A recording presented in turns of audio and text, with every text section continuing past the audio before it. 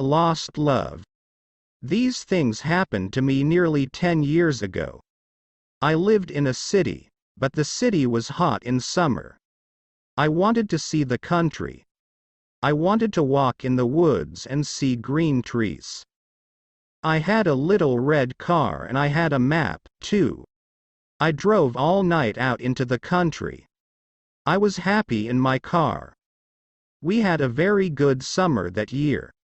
The country was very pretty in the early morning. The sun was hot, and the sky was blue. I heard the birds in the trees. And then my car stopped suddenly. What's wrong? I thought. Oh dear, I haven't got any petrol. Now I'll have to walk.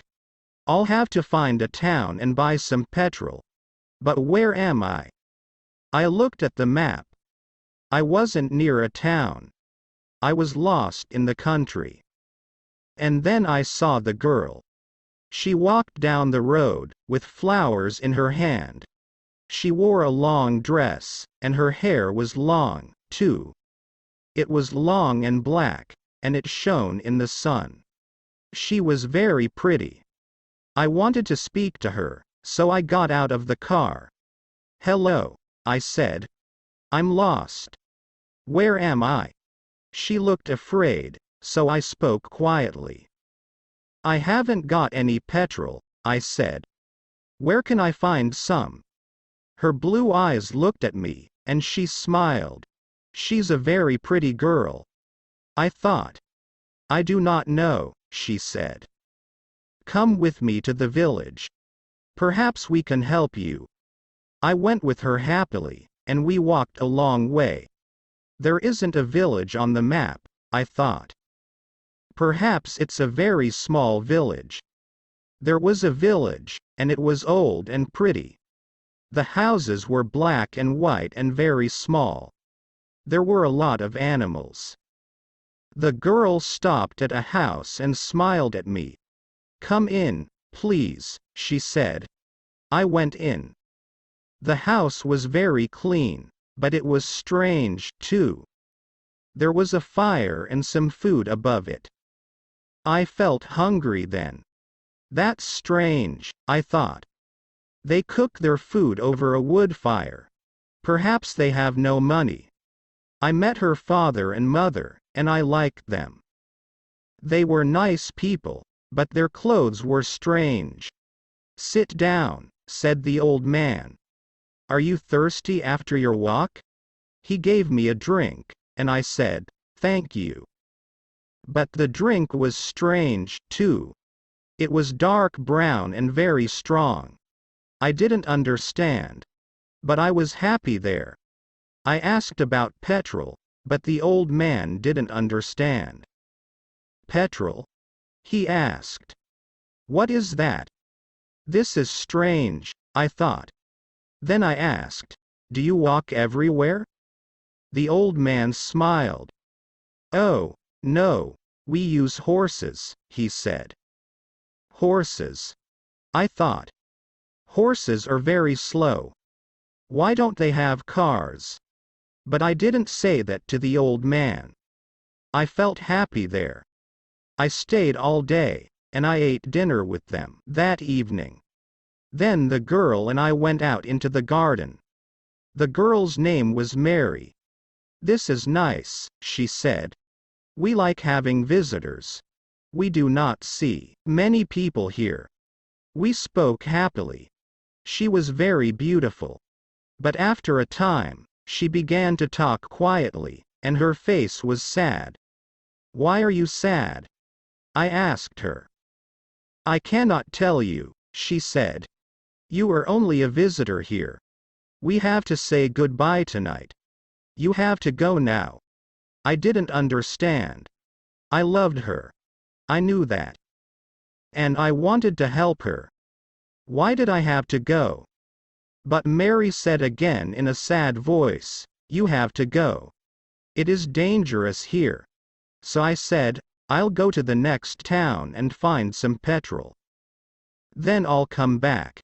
She didn't speak. I love you, Mary, I said. And I'll come back to you. You won't stop me?" She said goodbye to me at the door. Her face was very sad, and I was sad, too. I didn't want to go. It was midnight.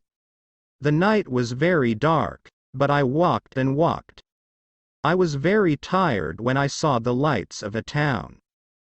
I found some petrol, and then I asked the name of the village. But the man at the garage gave me a strange look. "What village?" he asked. I told him about the village.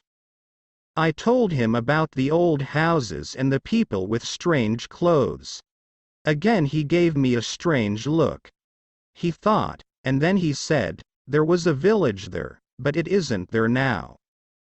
There are stories about it, strange stories." "What do people say about it?" I asked. He didn't want to tell me, but then he said, "There was a big fire in the village. Everybody died. There aren't any people or houses there now." "How did it happen?" I asked. "And why?"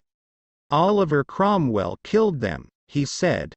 "He was angry with the villagers because they helped the king in the war." I couldn't speak. This isn't right, I thought. That war happened 350 years ago.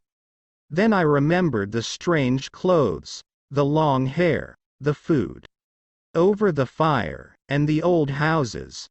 And I remembered, too, about the horses. "But I don't understand," I cried. "I saw the people in the village. I spoke to some people there." The man looked quickly at me, and then he spoke. "There's an interesting story about the village. For one day every 10 years, it lives again, but only for one day. Then it goes away again for another 10 years. On that one day, you can find the village. But you have to leave before morning, or you will never leave." Can this be right? I thought. Perhaps it was. Mary said, "You have to go." She loved me, but she said, "We have to say goodbye." She was afraid for me. Now I understand, I thought. I went back to the village, but it wasn't there. I looked again and again, but I couldn't find it. I saw only flowers and trees. I heard only the sound of the birds and the wind. I was very sad. I sat down on the ground and cried. I will never forget that day. I remember Mary, and I will always love her. Now, I only have to wait 2 months. The village will come back again. On the right day, I will go back. I will find her again, my love with the long, black hair. And this time, I will not leave before morning. I will stay with her.